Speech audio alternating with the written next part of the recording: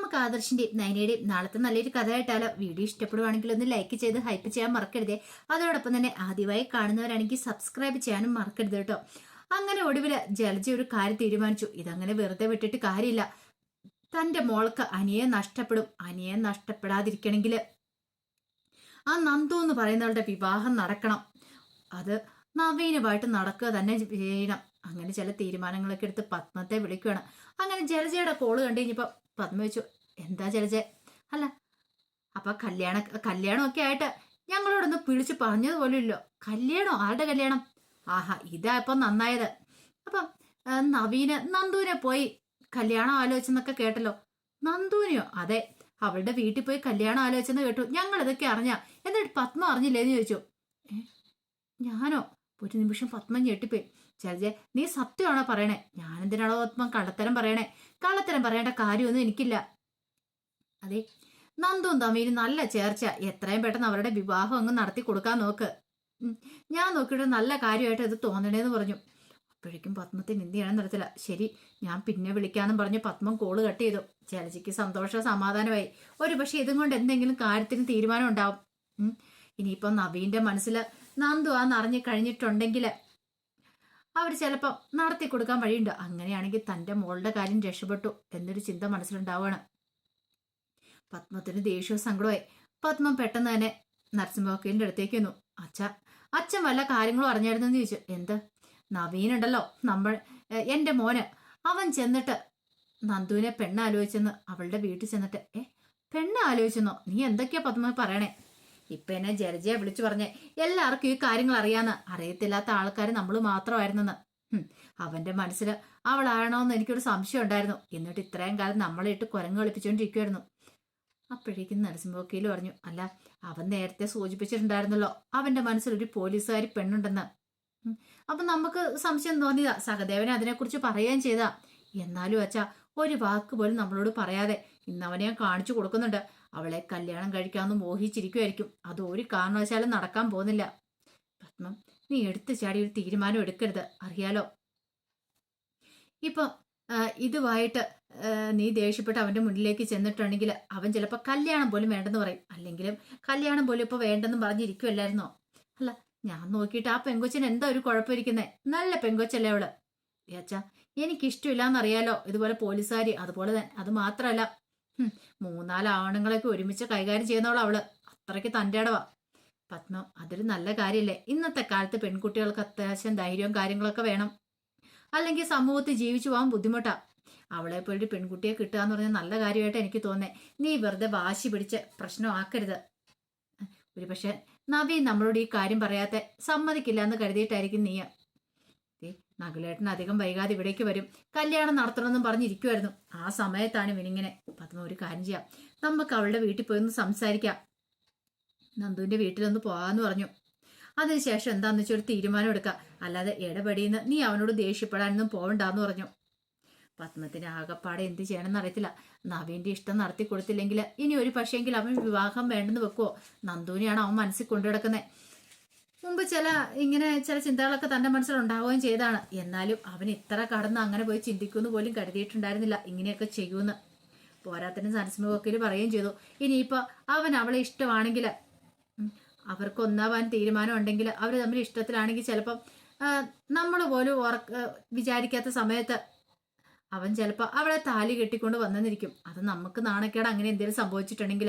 അപ്പൊ അനിയും നന്ദുവും തമ്മിലുള്ള ബന്ധത്തെക്കുറിച്ചൊന്നും കൂടുതലായിട്ട് അവർക്ക് അറിയില്ലല്ലോ. അതുകൊണ്ട് ഞാൻ നോക്കിയിട്ട് ഇലയ്ക്കും മുള്ളിലും കേടില്ലാതെ നമ്മൾ അവിടെ പോയി കാര്യങ്ങളൊക്കെ സംസാരിക്കുന്നതായിരിക്കും നല്ലത്. അവന് ഇഷ്ടമാണെങ്കിൽ ഈ ബന്ധം നടത്തി കൊടുക്കുന്നതല്ലേ. അതൊക്കെ പത്മയുടെ മനസ്സിൽ വല്ലാത്തൊരു ബുദ്ധിമുട്ടാക്കി. ഇനിയിപ്പം നവീന്റെ ഇഷ്ടത്തിന് നിൽക്കുകയല്ലാതെ വേറെ നിവൃത്തി ഉണ്ടായിരുന്നില്ല. ആ സമയത്ത് ആദർശ് വീട്ടിലേക്ക് വന്ന് നയനോട് കാര്യങ്ങളൊക്കെ പറയണം. നവ്യയും കൂടെ പോയ കാര്യങ്ങളൊക്കെ എല്ലാം കേട്ട് കഴിഞ്ഞപ്പോൾ നയന പറഞ്ഞു, അല്ല നവ്യേച്ചിക്ക് ചിലപ്പോൾ ഇനിയിപ്പോൾ അവിയെക്കുറിച്ചുള്ള സത്യങ്ങളൊക്കെ അറിയാവോ? അതൊക്കെ അറിഞ്ഞിട്ടാണോ നവ്യേച്ചി? എനിക്ക് നല്ല സംശയമുണ്ട്. ഇപ്പം നമിതയുടെ ഫോണിൽ നിന്നാണ് മെസ്സേജ് വന്നുകൊണ്ടിരിക്കുന്നത്. അപ്പം മെസ്സേജ് നമിത വിടണമെങ്കിൽ നവ്യക്ക് അതിനകത്ത് പങ്കുണ്ടെന്ന് വേണം കരുതാനായിട്ട്. പക്ഷെ അവള് നമ്മളെടുത്ത് കള്ളത്തരം പറഞ്ഞുകൊണ്ടിരിക്കുക. അവള് ഇതൊന്നും അറിയത്തില്ലാത്ത മട്ടല്ലേ പെരുമാറിക്കൊണ്ടിരിക്കണേ. അബിയോട് ദേഷ്യം കാണിച്ചോണ്ടിരിക്കുക. എനിക്ക് തോന്നേ എല്ലാം അറിഞ്ഞിട്ട് അവള് നമ്മുടെ മുന്നിൽ അഭിനയിക്കുന്നതാന്ന് തോന്നേ. അല്ല അത് പക്ഷെ എങ്ങനെ അറിയാൻ പറ്റും ആദർശേട്ടാ? ഒരു കാര്യം ചെയ്യാം, നമുക്ക് നവ്യയുടെ കള്ളത്തരം പൊളിച്ചെടുക്കണം. അതിനൊരു വഴിയുണ്ട്. എന്താണെങ്കിലും ശരി. അല്ല ഇതിനു മുമ്പ് പലവട്ടം നവ്യ അങ്ങനെയാണെങ്കിൽ നമ്മളെ രക്ഷിച്ചിട്ടുണ്ട്, നിനക്കറിയാലോ, നന്ദുവിന്റെ കാര്യത്തില്. പിന്നെ കോടതിയിലാണെങ്കിലും ശരി, എല്ലാത്തവണ നവ്യയല്ലേ രക്ഷിച്ചേ. അതുപോലെ തന്നെ നിനക്ക് ആ ഒരു കോമ്പറ്റീഷൻ വിന്നർ ആകാൻ സാധിച്ചതും എല്ലാം നവ്യ കാരണമല്ലേ? ഒരുപക്ഷെ അവിടുത്തെ വിവരങ്ങളൊക്കെ ചോർത്തി അവൾ നമ്മളെ അറിയിക്കുന്നതായിരിക്കും. അല്ല ഞാനൊരു കാര്യം ചോദിച്ചോട്ടെ, അങ്ങനെയാണെങ്കിൽ നവ്യേച്ചി എന്തിനായിരിക്കും ഇങ്ങനെ കള്ളത്തരം പറഞ്ഞ് ഇങ്ങനെ നിൽക്കുന്നത്? അതാ എനിക്ക് മനസ്സിലാകത്തെ. ചിലപ്പം സത്യങ്ങളൊക്കെ നമ്മൾ അറിഞ്ഞിട്ടുണ്ടെങ്കിൽ ഈ പറയുന്ന നാഗേന്ദ്രനൊന്നും വെറുതെ ഇരിക്കില്ല. അപ്പൊ അതുകൊണ്ടാണോ നവ്യ ഇതൊക്കെ ഒളിച്ചും പാത്തും ചെയ്യുന്നതെന്ന് സംശയമുണ്ട്. അവൾക്ക് അഭിയോട് പ്രതികാരം വീട്ടണായിരിക്കും, അതിനു വേണ്ടിയിട്ടായിരിക്കും. എന്റെ മനസ്സിൽ അങ്ങനെയൊക്കെ തോന്നേ. എന്താണെങ്കിലും അധികം വൈകാതെ തന്നെ നമുക്ക് സത്യങ്ങളൊക്കെ കണ്ടെത്താൻ പറ്റും. അതിനൊരു വഴിയുണ്ടെന്ന് പറഞ്ഞു. എന്ത് വഴി? നവീനെ വെച്ച് നമുക്കൊരു കളി കളിക്കാന്ന് പറഞ്ഞു. നവീനെ വെച്ചോ? അതെ, നവീനെ വെച്ചൊരു കളി കളിക്കാം. ഇതിനു മുമ്പാണെങ്കിലും പല പ്രശ്നങ്ങൾ ഉണ്ടായി കഴിഞ്ഞപ്പോൾ നവീന്റെ ഫോണിലേക്കും അജ്ഞാത മെസ്സേജുകളൊക്കെ ചെന്നിട്ടുണ്ടായിരുന്നല്ലോ.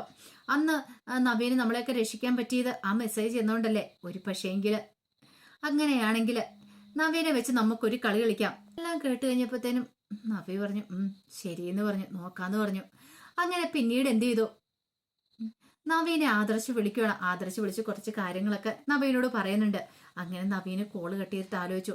മുമ്പ് തന്റെ ഫോണിലേക്ക് മെസ്സേജ് വന്നിട്ടുണ്ടായിരുന്നു. അത് ആരാ എന്താന്നും അറിയത്തുണ്ടായിരുന്നില്ല. ഒരു പക്ഷേങ്കില് അതിനിപ്പം ഈ പറയുന്ന ആദർശ് പറയുന്നുള്ള കാര്യങ്ങളൊക്കെയാണോ, നവിയാണോ ഇതിന്റെ പിന്നിൽ നിന്നൊരു ചിന്തയുണ്ടാകുന്നുണ്ട്. അങ്ങനെ നവീനെ വിളിക്കുകയാണ്. എനിക്കൊന്ന് കാണണം എന്നൊക്കെ പറയണം. അത് കേട്ട് കഴിഞ്ഞപ്പോഴത്തേനും നവിക്ക് ടെൻഷനായി.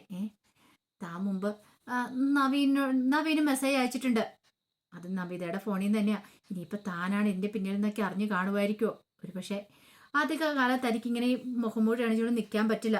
എപ്പോഴാണെങ്കിലും കണ്ടുപിടിക്കും താനാണ് അവരെ രക്ഷിച്ചെന്നുള്ള കാര്യങ്ങളൊക്കെ. പക്ഷെ അത് ഇത്ര പെട്ടെന്ന് വേണ്ടായിരുന്നു. ഇതിനു മുമ്പ് തന്നെയാണെങ്കിലും പലവട്ടം താൻ പിടിക്കപ്പെടേണ്ടതായിരുന്നു. പക്ഷെ ആ സമയത്തൊക്കെ തന്ത്രപരമായിട്ട് രക്ഷപ്പെട്ടു. തൽക്കാലത്തേക്ക് AN ജ്വല്ലറിക്കാരുടെ പതനം കാണുന്നവരും വരെ ആരും സത്യങ്ങളൊന്നും അറിയരുത്. അബിക്കോട്ടൊരു പണി കൊടുക്കുകയും ചെയ്യണം എന്നൊക്കെ ഒരു ചിന്തയായിരുന്നു നവ്യയുടെ മനസ്സിൽ. അങ്ങനെ നവീനെ കാണാൻ പോകാൻ തീരുമാനിക്കുകയാണ്. ഈ സമയത്ത് നന്ദുവിന് നല്ല ടെൻഷൻ ഉണ്ടായിരുന്നു.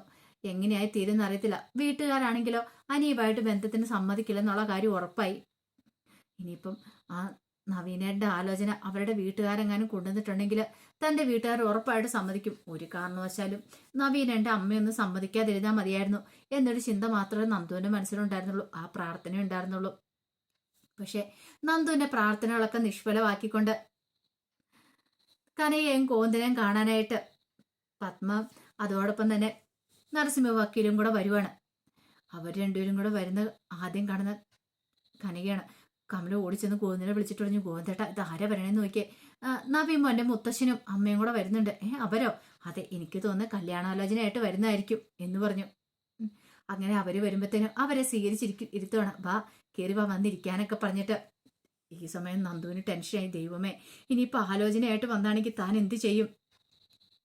ഇനിയിപ്പോ നവീനേന്റെ ആലോചന മുറിയിട്ടുണ്ടെങ്കിൽ തനിക്ക് നോ പറയാനായിട്ട് പറ്റില്ല. എങ്ങനെയെങ്കിലും ഒന്ന് ഇതിനകത്ത് നിന്ന് രക്ഷപ്പെടാൻ പറ്റണേ എന്നൊക്കെ ഒരു ചിന്തയായിരുന്നു. ഇനിയിപ്പോ അവര് വന്നിട്ട് എന്തൊക്കെയാ പറയണേന്ന് അറിയില്ല.